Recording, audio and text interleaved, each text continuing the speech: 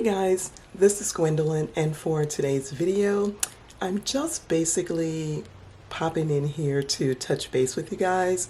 Let me look at my monitor because I'm holding this just with at arm's length and I'm terrible with recording like this. But anyway, I just wanted to touch base with you guys. So we're going to have a little, just a talk for this video. Hope that's okay. Oh yeah. I gotta get ready to go make my cappuccino. That's what I'm getting ready to do. And I have to look over here because I can't balance this thing well. There we go. Whatever. Here we go.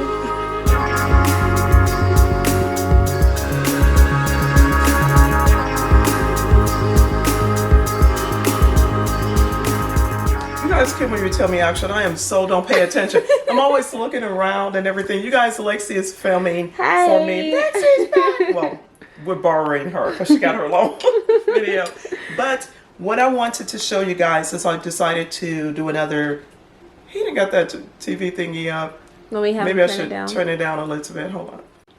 Action. Okay, you guys hear? She have to talk to me because I'm like, I don't listen. But anyway, so what I was going to mention is why I wanted to mention this for the people that have this Breville, like I do. This is the, I guess, like the first level. I know they have the through the years, whatever, but you guys have seen me make a couple cappuccinos on here.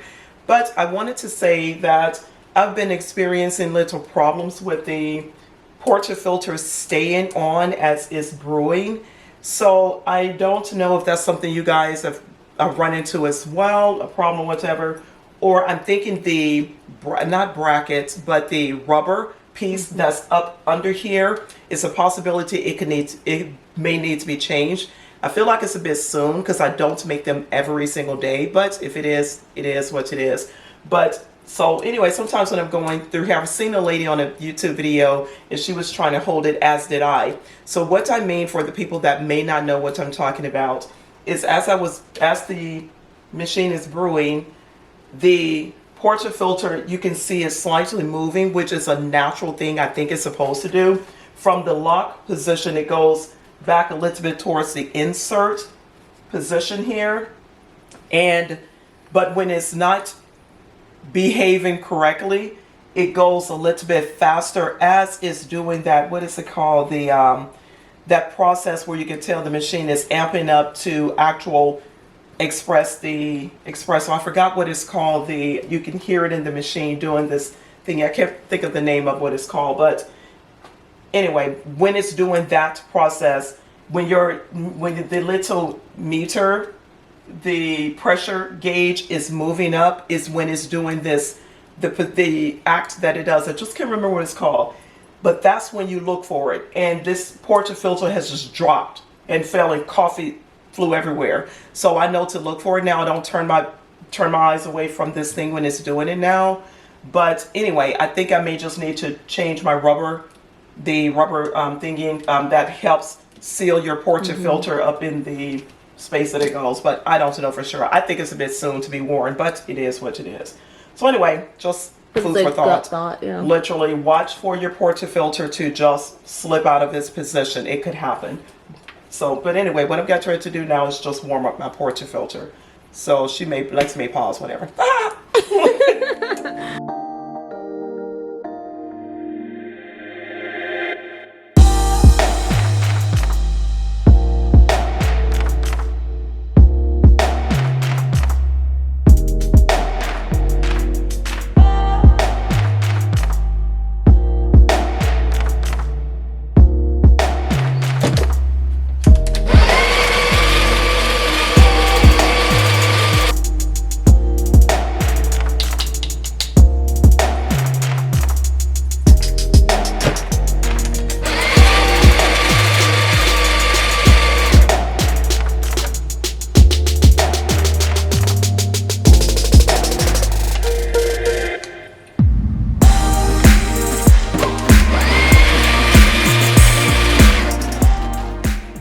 I've noticed is if it's not at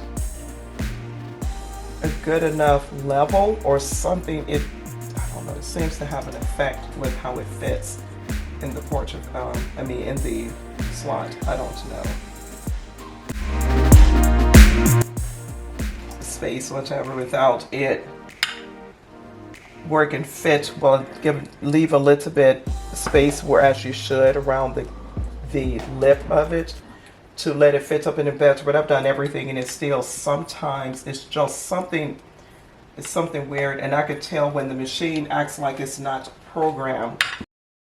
And sometimes it starts doing this thing where it just keeps growing. It keeps amping up. It's like when you're giving your vehicle gas and you give it that gas. That type of deal.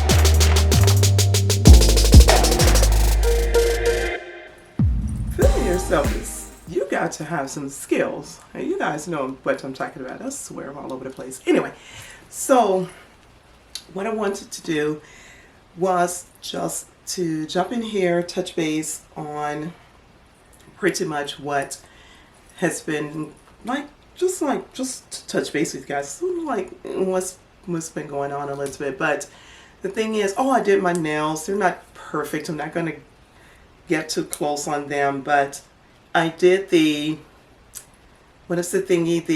forms, the paper forms. I've never done it before in my life, ever. And I just decided to try to do it with the polygel. And I did those. I'm looking at the monitor every once in a while because I'm just trying to make sure it's not cutting off.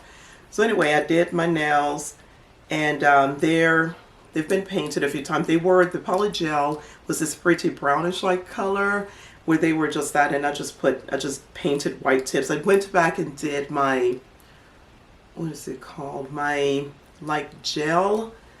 What is the thing called? I forgot what they call the gel type of nail polish. I did that over but the polygel nails.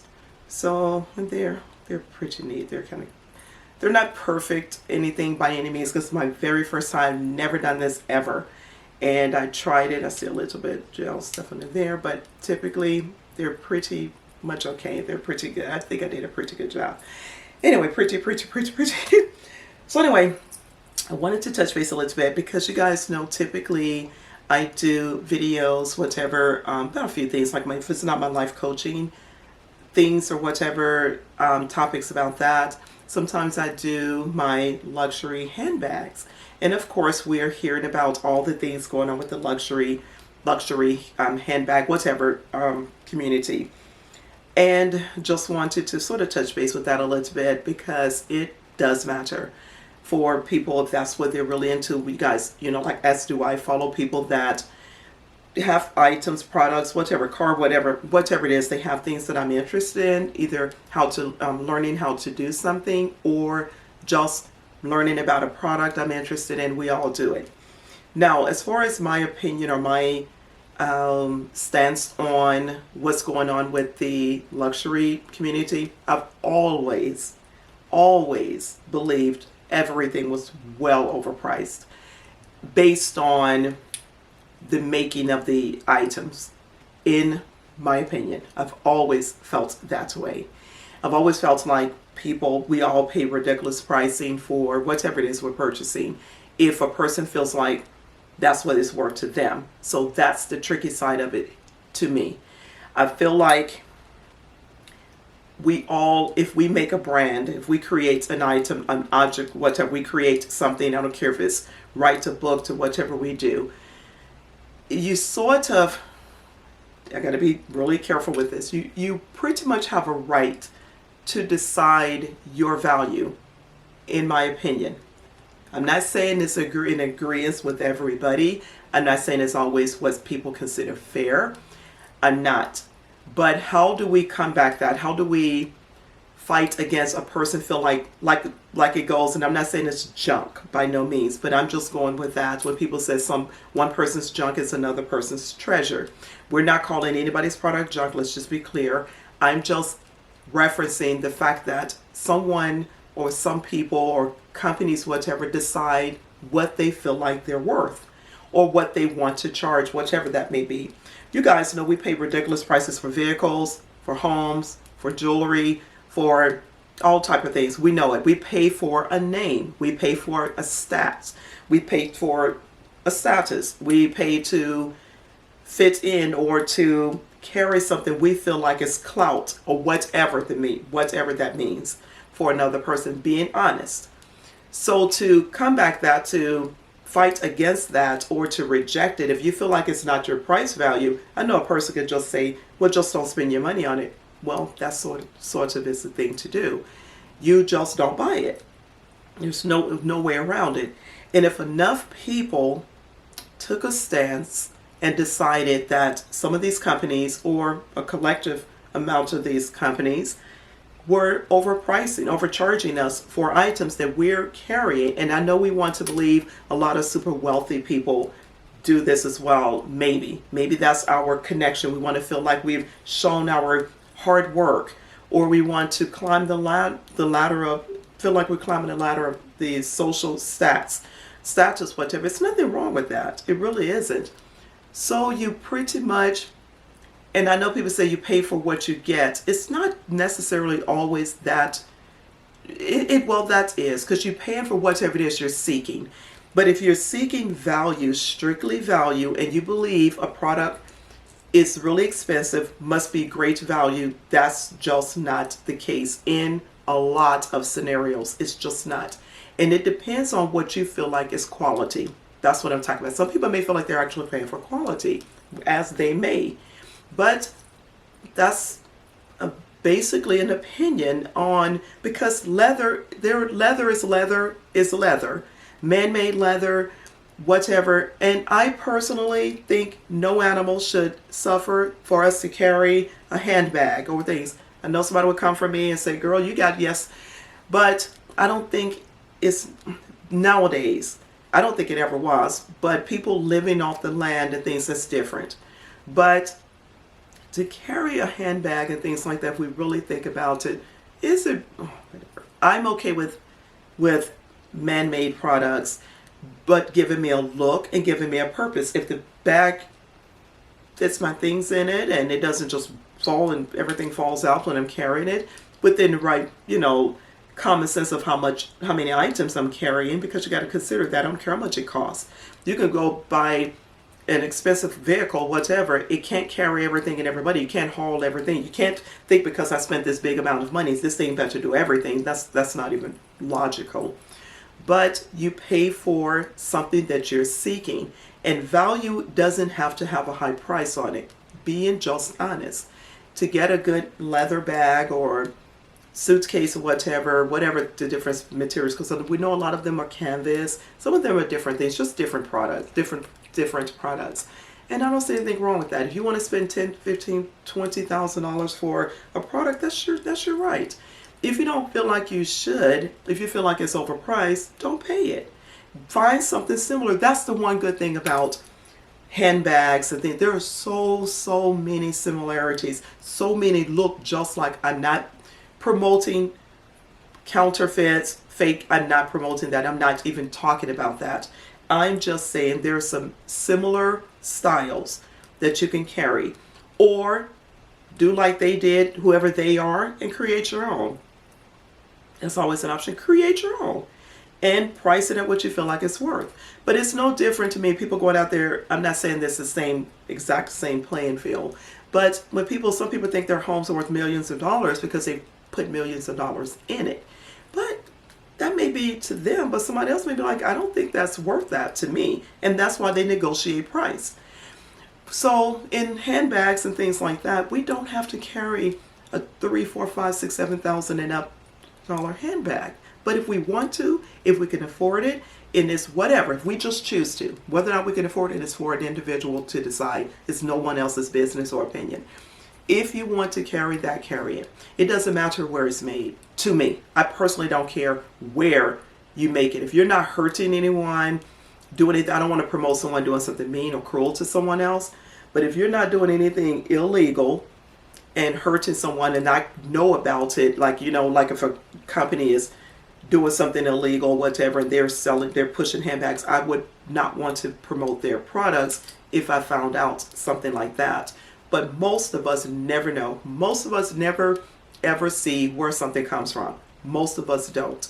Now, somebody's going to get upset with this and may offend somebody, may be untrue to date. I've used to shop for, at one point I was shopping for leather sofas, and I was going everywhere, all different types, start the highest brand down to my local people that may sell furniture, whatever. And not saying they're any less, but I'm just saying in general, like Ethan Allen is one of my favorite stores, but if they're still around, but because in my area I don't have one. But anyway, I was finding out, unless it was just some, there are quite a few sofas I found out. The only leather I'm paying for on a $5,000-$6,000 tag is the back and the arms. That's genuine leather. I'm not saying all, so please don't. But this is what I've been told in numerous stores I've gone in and asked about it. And you're paying all of that money for the genuineness in certain spots. Could have changed, could be different in 25. I don't know, because I'm not shopping for one now. But there was a time when I was going around looking store after store after store, trying to find all genuine leather for the price. Couldn't find it. Never found it. Found good material, but that man-made and synthetic made, or whatever you call it, so it's different fibers they use. We're using on the most of the sofa, but just the back and the arms was the only part that was genuine. So my point is, but did they lower the price because all of it wasn't genuine? No, they didn't. The people feel like that's what it was worth. They put their effort into making it, or they charged what they wanted to charge. Whoever made and sold it, that's just the way it is. You purchase it or you don't. And the same thing with, oh God, don't get me talking about the hair, because I know people right here getting upset about talk about the stuff going on with the government. It's affecting people getting wigs and things like that. That cracked me up. But as far as that goes, please don't get upset. But I have never believed, and I will say never believed, that someone has sold all human hair to anyone in the market of, like, in the stores. I'm not talking about somebody you know, or somebody got a connection and they go from head to hand to head. I'm not talking about that. I have never genuinely believed it, and I'm not trying to down companies and people that make these products. I promise you it's not my goal to down them. I'm just saying Gwendolyn has never believed it. For one thing, I ask myself, how fast can people, 1,000 people, 1,000,000 people grow hair to sell it to as many people as asking for it? Realistically, to each his own, believe what you want. I never believed it. Now, I'm not saying there are not some strands mixed in with something else. That's what I believe. Because when you get into manufacturing products, this is Gwendolyn's lesson, not anything that you could go and read in a book. Maybe this is my opinion. When things become a mass production, when things are really a high demand, any item you can think of that people are selling, when a high demand is out there now, like everybody wants this product, everybody wants this car, everybody wants this whatever, this sofa, you really want to believe that every single person got the exact same authentic whatever. All these millions of people that's buying these products all the time, they can push out that many that fast. Let's be honest. Who is growing hair weekly? A whole head full of hair to sell. Who on this earth is growing it weekly? We can say 1 billion people. They got to go and use 1 billion people's hair, and they cut it off and sell it. That 1 billion people got to grow new hair. So you better go get another few billions, correct? They have to grow more hair to sell it. So because I think that element of our market is not being monitored, whereas you can put a few strands, blend them in with something else, and you can call that human hair because you do have some strands in there. That's my opinion. I've said it about everything. I've talked about the little chickens. I'm like, how in the world I got this many chickens for as many people eat chicken? Look how much chicken is cooked every day at these restaurants, and every day for hours and hours a day. The supply and demand doesn't add up in Gwen's head. We've had natural disasters happen around the world that affects farmers, affects everything, but to each his own. People believe what they want. I'm saying that when you have a you have a mass demand of a product, you got to find a way to stretch it. That's my opinion. That's just my opinion, and I hold on to that forever. So for the people worried about you losing what you believe to be authentic, what you believe what you want or it is, I'm not going to say it isn't. To me, I don't believe it. You can find a replacement. You can find something similar. You can find something. You don't have much of a choice if we go through issues with shipping, correct?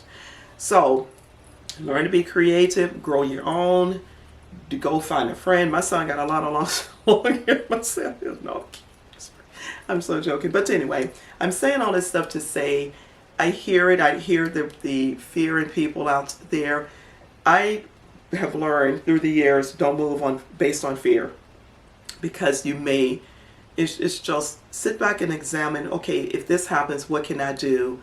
Vote, do something different, yes, all of the above, but what can I do in place of? I don't have that product anymore. I'm going to go find something similar. Just the way it is. I'm not just acting like it's that easy. Oh, you don't run a business, you don't sell this and out of your business. I understand. I don't run that type of a business, but I do have a business. I don't run selling the products that people sell. I'm not knocking that. And some people may be very honest, sitting up there really thinking or believing or actually intending to sell the best product they can. And it will affect their businesses if they believe, whatever the case may be. But if it's not available, it's just not available. So you have to find other means. And unfortunately for people, I hate that, some things are going to maybe hurt somebody's companies. I hope it doesn't. I hope everybody continue to succeed. I'm looking at myself fading out.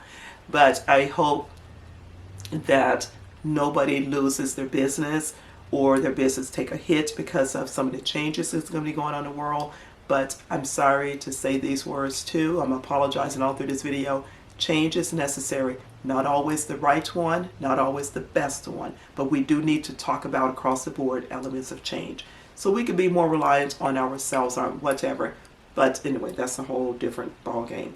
And anyway, and I'm not just a person that just, la, this and that, just that easy. I'm not. But I'm also not going to be moved by fear, because there's always something better. Sometimes we need to be pushed out there because we're afraid to just go out on our own and do something different. Sometimes we are. And anyway, but I still, for businesses, whatever, I really, honestly, God, I pray that no one gets affected drastically. And if it's a big change, use it as a growth to some degree. Hopefully. Not talk about everybody, like I said. Anyway, and I'm going to stop pretending to be afraid of what somebody's going to say about some of the things I speak on. I got to stop pretending, because I really am not afraid about what people think. I do wish the best for everybody. Anyway, on the side note for that, I wanted to show that I'm still into all my bags. My, what is this called, you guys? The Manhattan, whatever. And some of the bags, I gotta stuff it, as you can see. I'm going to start digging into getting my larger handbags and things, or totes or whatever, again, because sorry about the lighting. I'm so tired of lighting. I was thinking about, with all these different bags, this and a lot of others, sorry, the lighting, but all of these, that's a, what is it, note, oh God, a note, I can't remember some of these bags' names, but I haven't just thought about the names on my bog. Well, I was looking through these bags, because I'm like, we better get creative with traveling. Wait, I'm gonna wait on the lighting to try to adjust. But we better start, all of us, getting more creative with, sorry about this lighting, with these bags and filling our bags, because the travel is becoming crazy. As we know, it's beginning to get really seriously crazy about what they're going to allow and things like that. Let me fix this light, Elizabeth, because my window is on that side, and oh, there it goes. So I guess it wanted me to sit back here, as I should be sitting right in your face. So anyway, but the travel, as we know, you guys got to go do all this, and we have to get what the real driver's license. I recently got mine, which was a trip because mine expired in January, my regular license, and I renewed online, but they didn't. I didn't fill out all the stuff. Well, anyway, you did a questionnaire to get your new license renewed via online or by mail, and they didn't ask all the birth certificate stuff like that. So I just got a regular license. So I had to go right back to the DMV, take my brand new driver's license, take it back and exchange it out, pay for another license with the star on it. So I don't know if that's everywhere. I didn't check. I don't know if it's just Cali. I honestly, God, don't know, but I believe it's all over if it affects travel, domestic traveling, or you know, you need a passport and all the type of things. So if you can get an updated driver's license with whatever they're looking for, that star, to call it a real driver's license, go just get yourself one. But I think it's so crazy to talk about that, because that's supposed to have been in play for a few. I think it started in 2005. I may be incorrect. 2004, 2005, somewhere in that range, I think.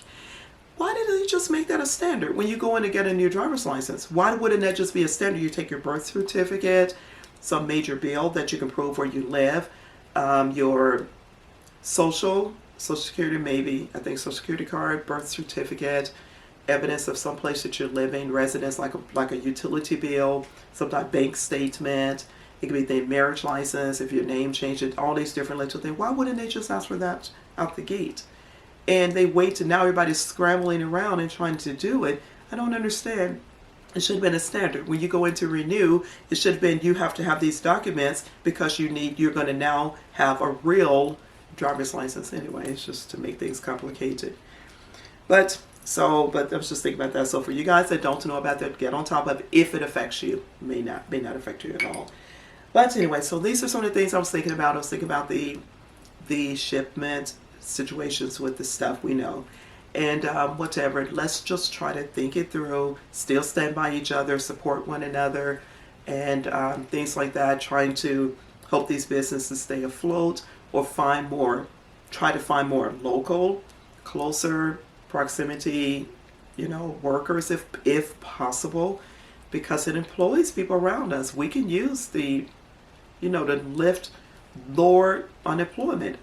Some parts of these things, these changes are necessary. How you do it is a whole different ballgame. I'm not saying right, wrong. I'm just saying I would like to see the people in our country, as other countries, more people employed, lesser people unemployed. I would love to see that. It lowers crime and everything. It is a fact.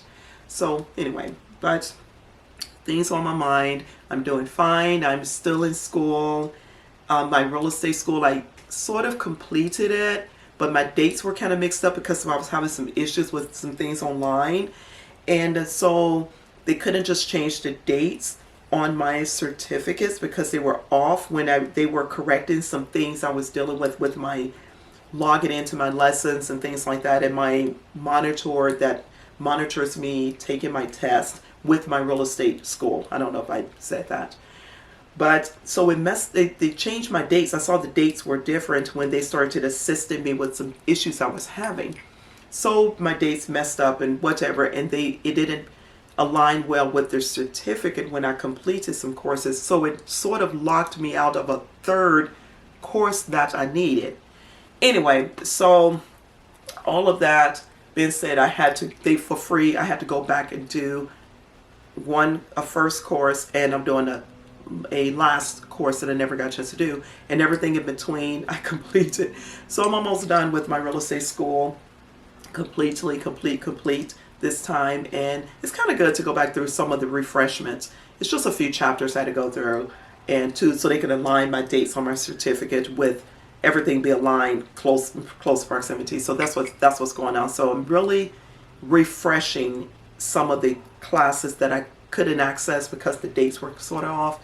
So you have to complete a certain level or order of things, then something opens up for you to start like going into a new book.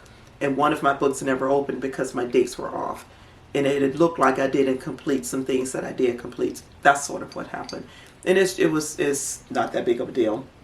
because I'm getting refreshed on things. But I'm at the point, I'm still finishing that. So that should be done in a couple of weeks, a month or something, to get that done. My son turned 18. He's graduating in a few months, and so from high school, and his dates are a little bit off. He's a year ahead in his academics and things. He was a year ahead years ago, but it got off track seemingly because some online or homeschool schools schedules are later than traditional, or vice versa. So they're not on the same schedule. So his dates are just different, and it makes it, it just anyway throws it off almost with the way the school hours. It makes it almost a year of a difference in them graduating, whatever, because he would officially been graduating at age 17, but because his birth date, he's graduating at the age of 18, even though was a year ahead. Anyway, so it's kind of weird, it's kind of complicated, but it's just based on scheduling, not that big of a deal. Anyway, so we've been handling that. So I'm at the end of things with him, and the end of things with my school, working on a lot of other stuff. So I'll come back in, pop back in here, update you guys on some more things. Start practicing with the lighting. Start practicing packing your handbags, because they're gonna limit. It's been already limited the amount of things you can take on the plane. Read up on that stuff before you go and book a flight. Read up on the changes in the airline flights with carry-ons. Again, it's getting crazy. For the people that messed it up, for the ones that were doing the right thing, you know how it goes. You guys know how that works.